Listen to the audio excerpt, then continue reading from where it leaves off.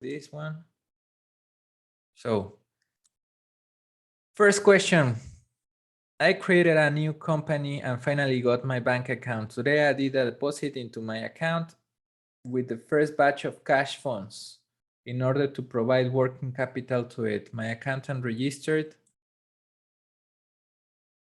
Please tell me the account and if it's a debit or a credit.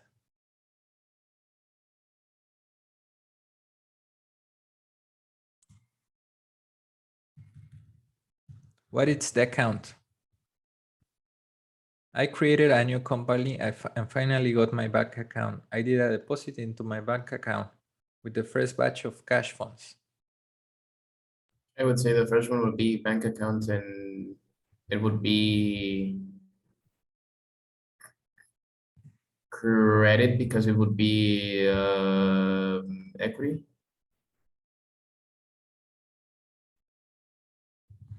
Okay. So Okay. that's what I wanted to start thinking about. It's nature of accounts, guys. Remember the nature of accounts. Please tell me what's the nature of accounts.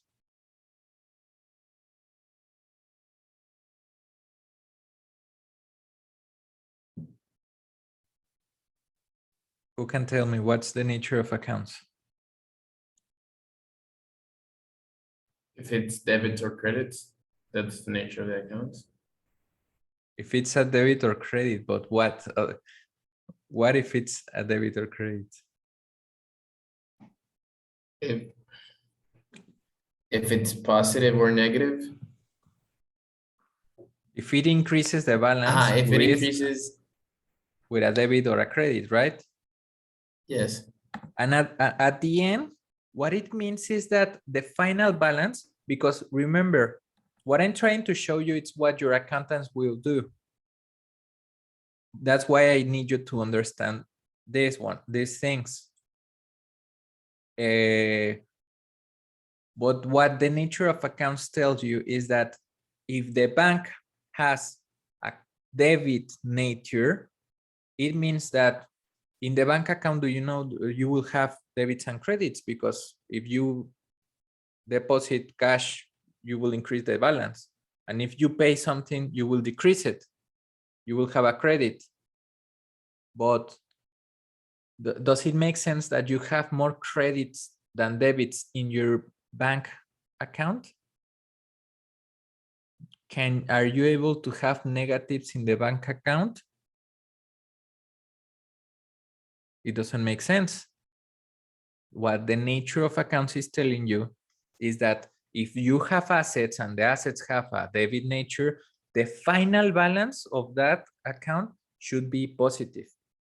And if the nature is credits, the final balance, it should be negative.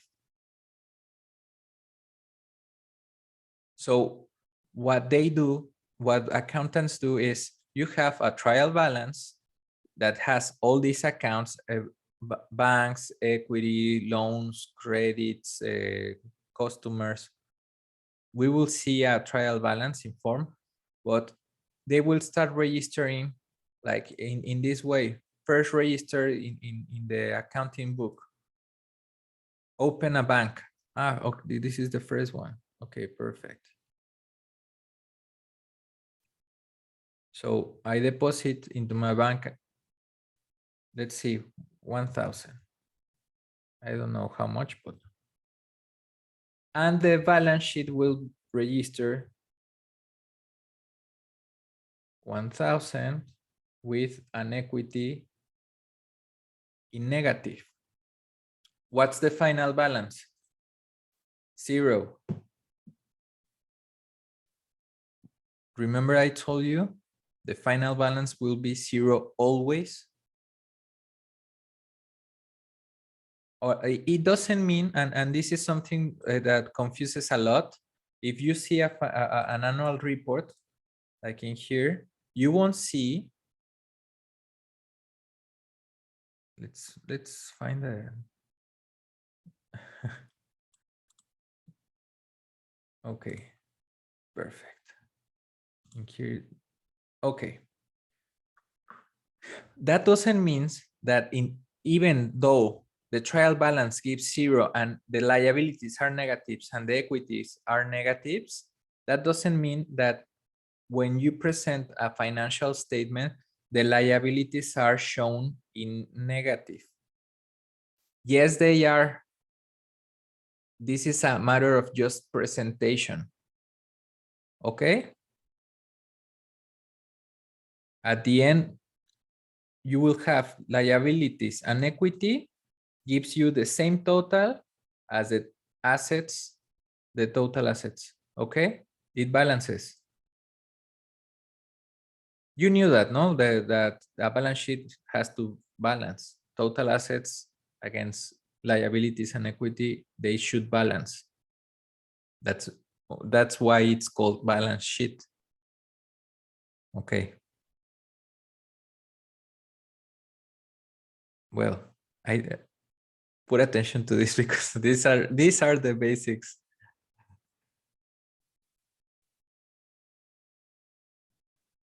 So what we must do in here is start practicing. So first day of operations, I did a credit sale for $100 US. My accountant registered.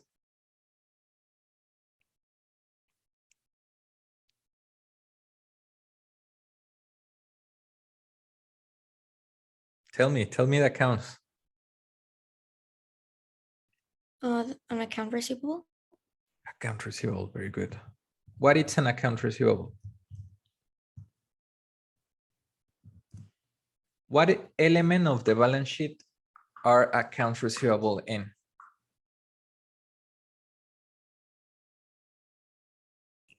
Assets.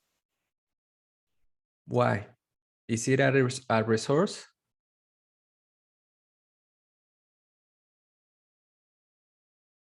So now you learned another term. It's resources and the rights to claim are assets. Assets are resources and the rights to claim something. As an account receivable, you have the right to claim this credit that you gave to your customer. You even can't sell the account receivables. Did you knew that? Imagine that you have liquidity issues. You can go to a financial institution and tell them, pay me now with a discount, obviously your commission, but pay me now, my account receivable. I can't wait 90 days that I gave to my customer as credit. Okay, so it is the right to claim something. So it means that, okay, we have the debit for the account receivable and the credit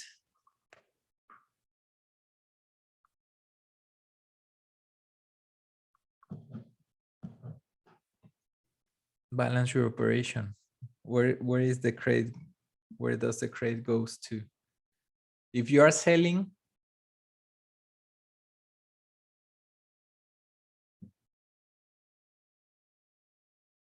you gave credit and the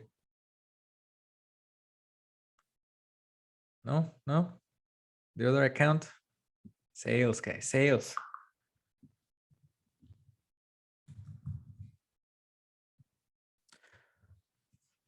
What is the nature of accounts of the sales?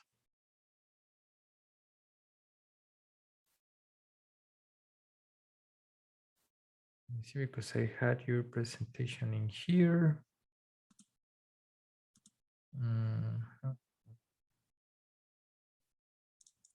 See.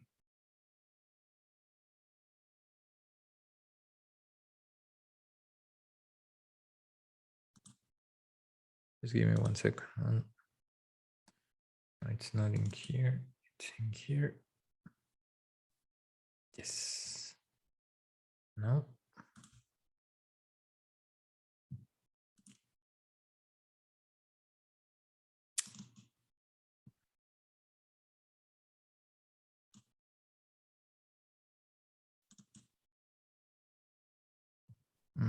I know what happened, but okay, no worries.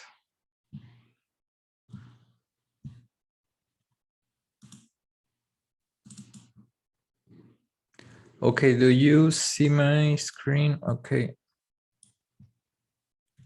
Are you watching the presentation? Yes. So let's review with the information of the week. The focus of financial accounting, as I told you, it provides information to external users, investors, creditors, also customers and suppliers. I didn't tell you that. The financial statements, are we good with those?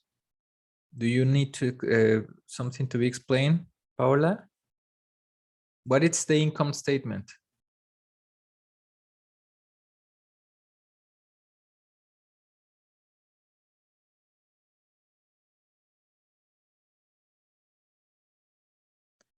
The income statement, as the name says it, it's what the company earns as income. In there, you will have the total sales, the cost of those sales, your expenses, and you will get to your earnings, your net earnings. And your net earnings are a part of an account in the equity section of a balance sheet,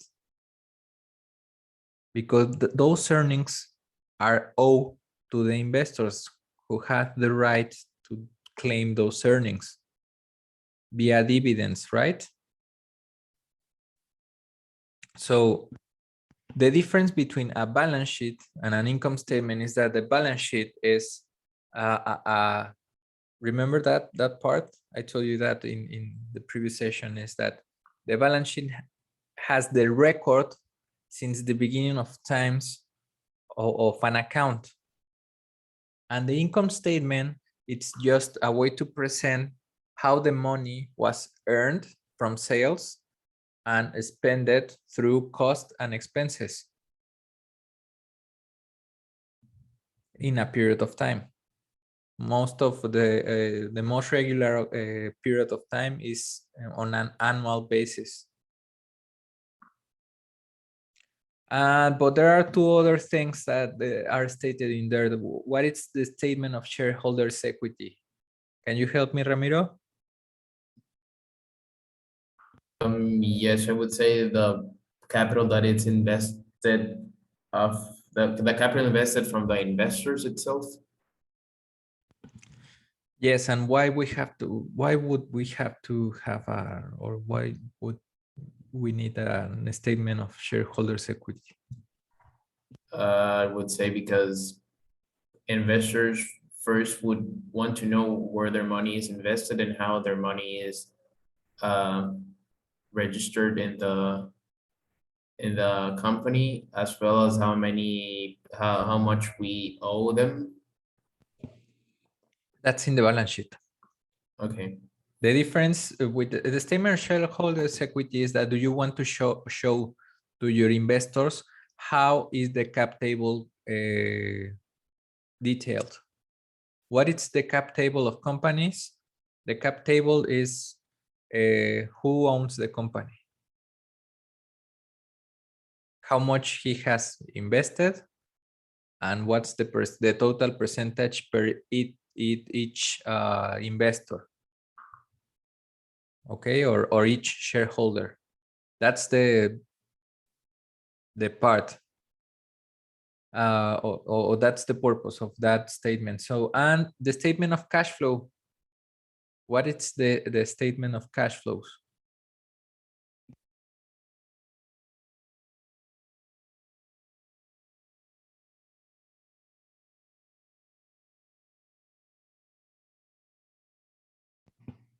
Anybody? How the cash moves in the company? That's it.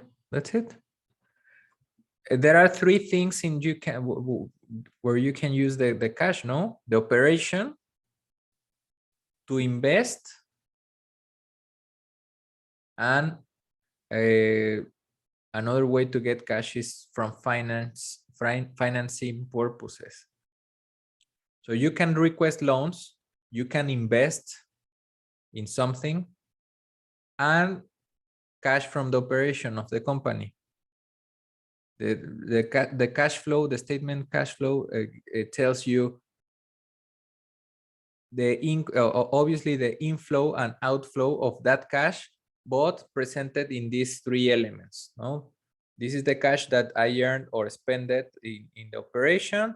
This is what I invested in, and this is where I got most of the financing aspects. Obviously, we have disclosure notes as you saw in this statement. These are disclosure notes, are part of the statements, of the financial statements. The notes will give you a lot of details as the guidelines that you use, the norms, obviously, like if it's on IFRS or US GAAP, all the detail. Alliances, what's the purpose of the business, if you have profitability issues, liquidity issues, the risk of the business, the assets that they have, lease contracts. These are part of the financial statements. So the investment credit decisions. Why do investors and creditors provide capital? That's a question.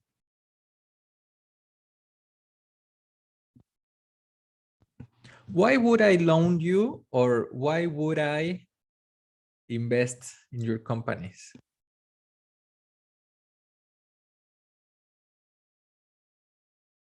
You want something in return? What? In some cases would be interest, but in another case could be just a return of the money that you lend it to them. But if I'm an investor, do I have, or do, that's the difference between an investment or the equity section and the debt section. The debt section, I have an obligation to pay the interest plus the capital, right? But if I'm a shareholder, do I have to pay them?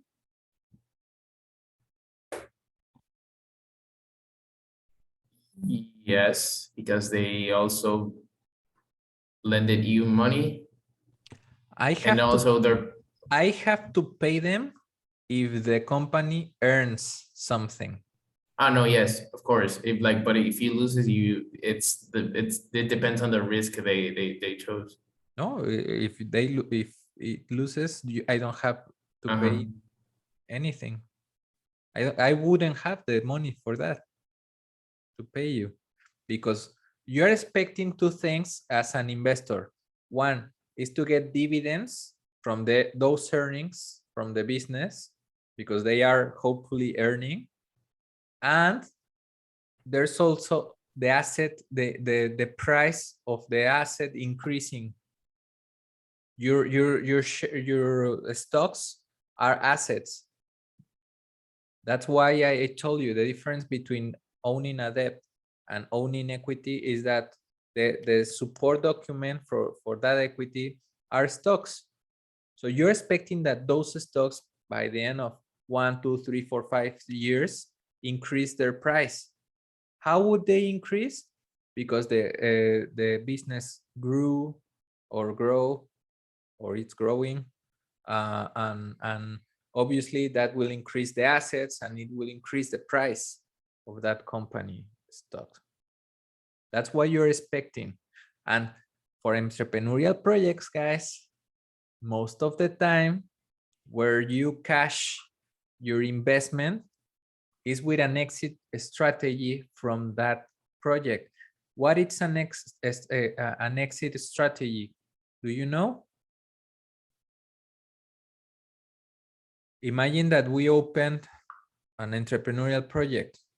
So along the way, we increase the value of the firm, and suddenly, what if you own it? If you own the company and Ramiro is my partner. For example, Nicole owns the company, but Ramiro is the partner. What if Ramiro wants to sell their stock because he is almost bankruptcy his personal finances? He needs to cash out those stocks. But Nicole, which is the owner and has the control of the company, which means that she is the one that decides, that takes the decision. She doesn't want to sell the stocks, and she doesn't want to buy it. You need her permission to sell them and to buy more stocks. So that's why you create exit strategies for the companies. That means that along the way, for example, if you raise equity from investors that are willing to give you money, that's an exit strategy, because you can tell Ramiro now, hey, Ramiro, there's somebody interested in the company and they want to buy them. They want to buy us our participation. You can cash out right now. Or the most common exit strategy, let's do an IPO. Let's go public. You own the shares, and what you want to do is put them in the stock market, so somebody else can buy it, right? That's an exit strategy. Most of the fair return, where investors make most of the return in this type of investments, is with an exit strategy. That's when I don't know, a cosmetology or a cosmetic company from the United States will come and give you $1 million for your company, and that's where you earn it $1 million for working 5 years along to increase the value of what you are selling right now. It's not that common that entrepreneurials create companies to be in the same business or in the company for more than 10 years. It's not that common. It's more common to sell that part, maybe own a fair share. Probably even they can give you the whole management of the company, but at the end, you from owning 100% of your company, you will end up diluted. How much Mark Zuckerberg owns from Facebook?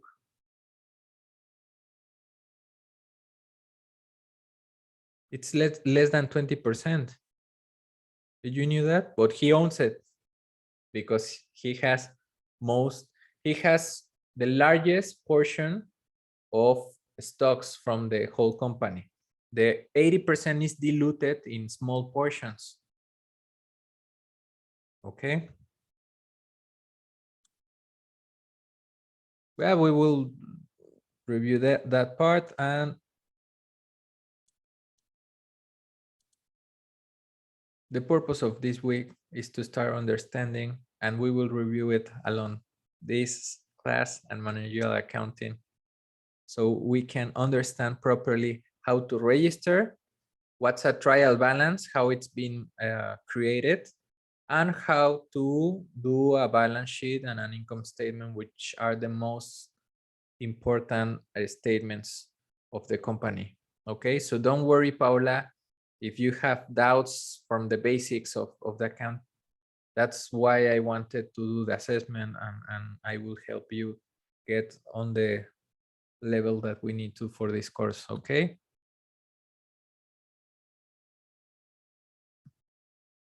But there's a lot of this is a lot of information for the first live session, guys. So let's leave it in here. We will continue practicing with these examples, with these questions. Please review the videos from this week. Do you remember how to watch them? It's very easy.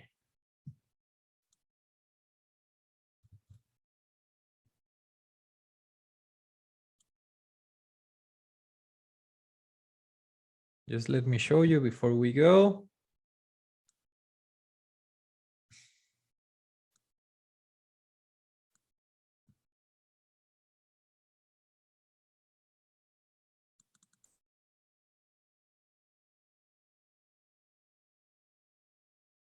You go into week 2 because this is the second week, right? In here, you have the whole instructions or the content of the week with each chapter. And in here, you will have video week 2 lessons for each. Okay. Please watch them before we get into the next class.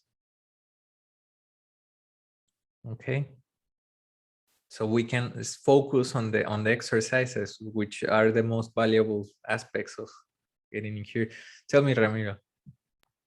Next class for you is the next Wednesday, or would be It's the next Wednesday. class?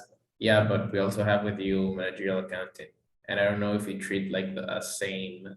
No, Okay. it's a different, totally different content. Look, this is for financial statement analysis. And if we go to managerial accounting, you will see that week 2 content is totally different from financial statements. Okay.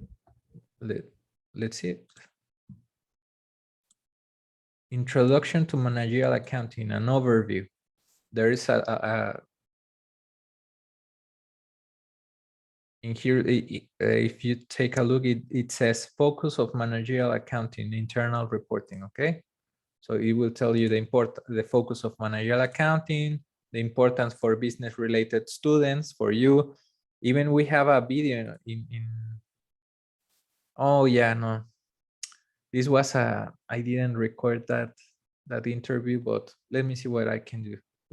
If not, I can bring anybody else's that can help me with that. And the planning, controlling, decision making, and topics for business context. So another content, but please. And it's the same, huh? I will give you tomorrow an introduction, but I need you to watch the video content of this week for managerial accounting.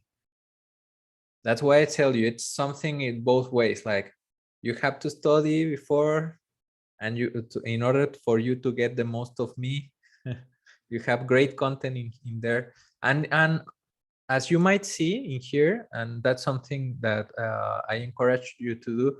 As you might see, those are YouTube videos. So I have my YouTube channel. I'm not promoting, and it's not monetized, so don't worry.